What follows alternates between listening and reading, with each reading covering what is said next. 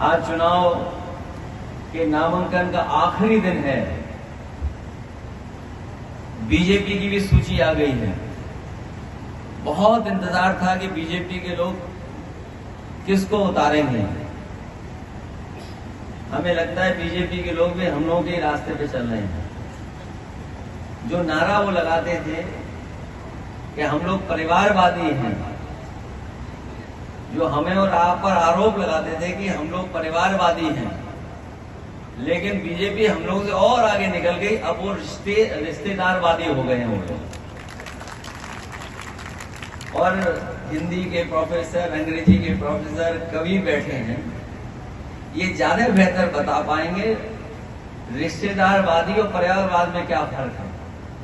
लेकिन कन्हेल की जनता जो समाजवादियों से अपना बहुत पुराना रिश्ता मानते हैं, ये रिश्ता बनाया हुआ नहीं है, ये बना हुआ रिश्ता है। इस बार जो परिणाम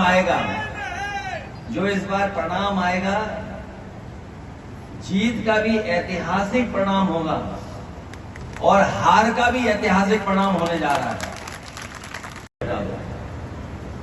बीएलओ की सूची मंगा लो। बीएलओ में ये देख लो कि इसमें कोई पीडीए परिवार का तो नहीं है, और अगर पीडीए परिवार का है तो उसे सूची से बाहर कर दो।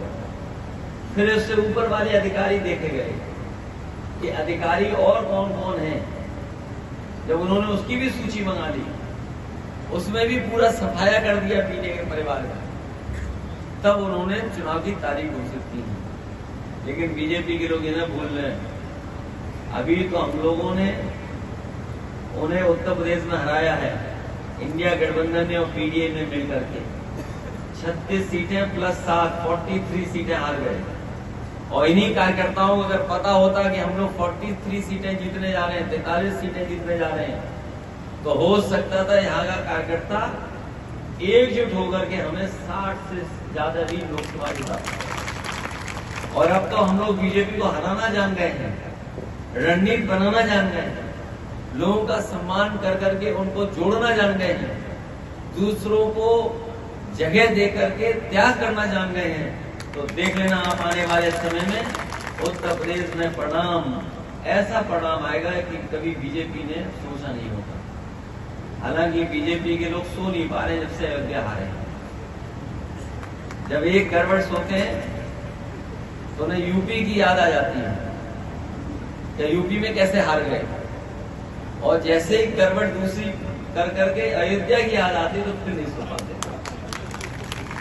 तो इतनी बड़ी हार हुई है यूपी से जिसकी वो अभी तक भरपाई नहीं करते। इसीलिए पीडीए की काट ढूंढ रहे हैं, पीडीए की काट, कि ये पीडीए को कैसे काट की जाए।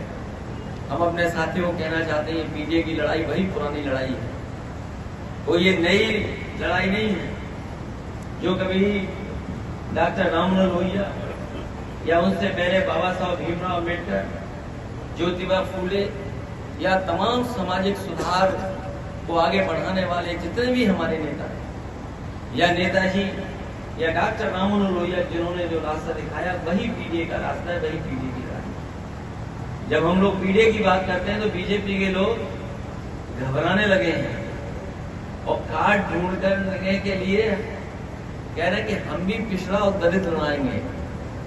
लेकिन हम अपने पीडीए परिवार के लोगों को कहना चाहते हैं ये केवल चुनाव के लिए उन्होंने नाम बढ़ाए हैं, लेकिन सच्चाई में वो उनको कुछ नहीं देना चाहते। पिछले 10 साल दिल्ली के और अभी तक उत्तर प्रदेश के सरकार ने जितना भेदभाव किया उसकी कोई कल्पना नहीं कर सकता। राजनीतिक तौर से भी भेदभाव किया है, समाज में भी हम लोगों के साथ भेदभाव किया है, अधिकारी गण होंगे वो जानते हुए भेदभाव किया है, और इतना अन्याय भी कभी नहीं हुआ होगा जितना अन्याय सरकार में हुआ है। जो लोग सरकारी कर्मचारी होंगे या सरकार के आसपास काम करते होंगे वो जानते होंगे इतना भेदभाव कभी नहीं हुआ, इतना अपमानित भी कभी नहीं होना पड़ा। और हम लोगों ने ऐसे भी समय देखा, ऐसा मौके देखे जहां पर इन्होंने हर सीमा को लांघे तोड़ दिया। हाल ही में आपको याद होगा जब सुल्तानपुर की डकैती हुई और सुल्तानपुर की डकैती को लेकर के पूरे प्रदेश में भारतीय जनता पार्टी की बदनामी हुई कि भारतीय जनता पार्टी की सरकार में लगातार बैंकें लूटी जा रही हैं, बैंकें लूट रही हैं, एटीएम लूट रही हैं, सुनारों को मारा जा रहा है, सुनार लूटे जा रहे हैं।